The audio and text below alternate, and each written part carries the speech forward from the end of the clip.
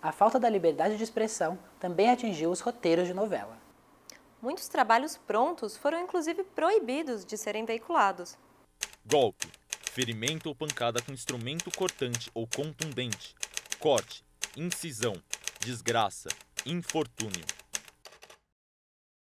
Militar, que diz respeito à guerra, à milícia, às tropas, e se baseia na força militar ou nos costumes militares.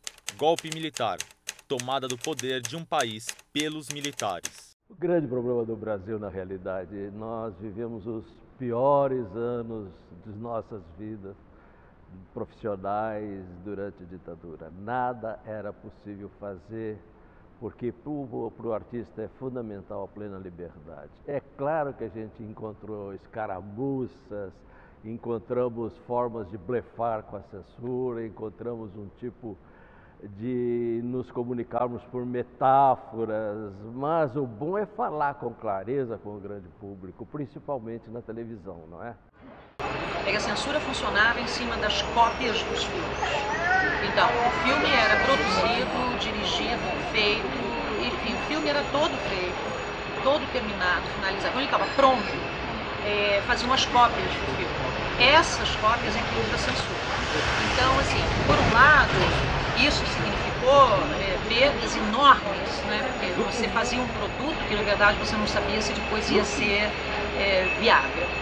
Por outro lado, foi o que salvou, foi o que nos salvou, de certa forma, porque, como assim, o corte era feito nas cópias, os negativos se salvaram. Assim, em 99% dos casos, né? Houve alguns casos de atentado contra os negativos e eles sumiram os negativos, mas isso era muito raro. Características: cassação de direitos políticos e repressão aos movimentos sociais e manifestações de oposição. Controle dos sindicatos. Uso de métodos violentos, inclusive tortura, contra os opositores ao regime. Censura aos meios de comunicação e às artes. Eram censuras ridículas, às vezes uma pequena palavra era considerada um absurdo. Por exemplo, cocô. A palavra cocô, que eu usei na novela Escalada, porque era até com certa ternura que eu usei essa palavra. Era uma criança que fazia um cocô lá, qualquer coisa assim, e usava essa palavra. Eles não admitiam essa palavra porque eles viam cocô como uma coisa de um péssimo gosto, que não poderia ser pronunciado. Isso em 1975 já, na época da Escalada.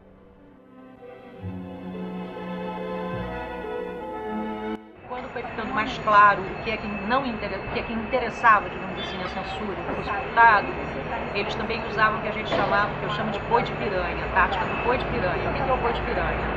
O cara tem que atravessar um rio, tem piranha, ele tem uma boiada.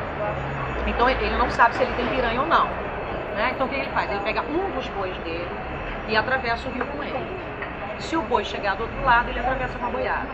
Então, isso funcionava da seguinte forma, assim, essa cena aqui que é importante para mim, para o filme, para o entendimento, eles vão olhar essa cena. Então, vamos criar uma outra que, de certa forma, chame a atenção deles. Então, era o boi de piranha, né? Para as piranhas irem lá e atacarem aquela cena e a gente tenta salvar a que importa para a gente. Censura. Ato de censurar. Cargo, dignidade e funções de censor. Exame crítico de obras literárias ou artísticas.